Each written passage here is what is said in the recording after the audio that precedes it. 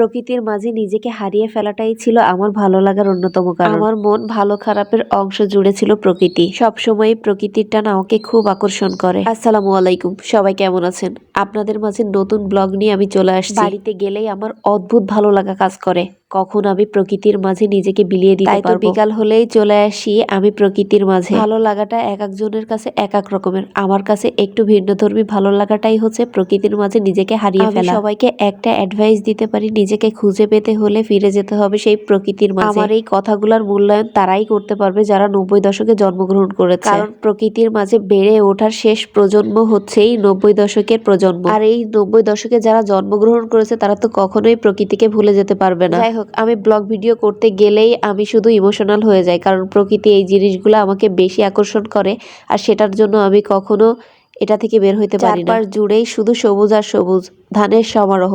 মানে এত ভালো লাগার একটা জায়গা আমি বলে বুঝাইতে পারবো না। সেই সবুজে ঘেরা সমারোহের মধ্যে লাল রক্তাক্ত সূর্য জেগে উঠেছে। দেখেই আমার নতুন ধানের স্পর্শটা নিতে প্রচন্ড মন চাইতেছে। ধানের গায়ে যে কাটা কাটা ভাবটা, ওটা মনে হচ্ছে আমার হাতটাকে প্রচন্ড স্পর্শ করতেছে। প্রতিবার প্রকৃতির মাঝে এসে যখন নিজেকে হারিয়ে ফেলি, তখন আমার সাথে যারা যায় প্রত্যেকেও নিজেকে হারিয়ে ফেলে। আসলে নতুন ধানের গন্ধ পুরা মাঠটা জুড়ে মোমো করতেছিল। আমি সবসময় ঘোরাঘুরিটা প্রচন্ড ভাবে ভালোবাসি, আর সেটারগুলোর থেকে সব থেকে বেশি ভালো লাগা কাজ করে প্রকৃতির মাঝে ঘুরতে আসাটা। আমাদের এলাকা সবুজে ঘেরা মাঠটি অনেক সুন্দর দেখতে, আমার খুবই ভালো লাগে। তবে ভিতরে যাওয়া যাচ্ছিল না, কারণ ভিতরে অনেক জঙ্গল ছিল, তার জন্য একটু ভয় কাজ করতেছিল। উপর থেকে যতটুকু সম্ভব ছিল আমরা ঘোরাঘুরি করে চলে আসছি। সব থেকে বেশি ভালো লেগেছে যে সূর্যটা কি সুন্দরভাবে জেগে উঠেছে। আমি একটু প্রকৃতি পাগল, তো এর জন্য আমার সাথে প্রকৃতির মাঝে ওরা কেউই আসতে চায় না। আমার সাথে ঘুরতে ওদের খুবই ভালো লাগে, আর তার জন্য নিজের অনিচ্ছায়ও ওরা আমার সাথে চলে আসে। মন খারাপ হলেই আমি প্রকৃতির কাছে চলে আসি।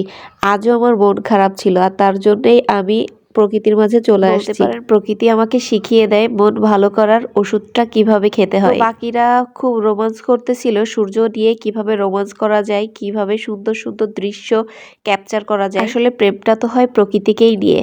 তো আমরাও একটু প্রকৃতির মাঝে নিজেকে বিলিয়ে দিচ্ছি। এই সময়টা সবারই অনেক ভালো লাগার সময়, কিন্তু একটা সময় আমারও খুব ভালো লাগার একটি সময় ছিল।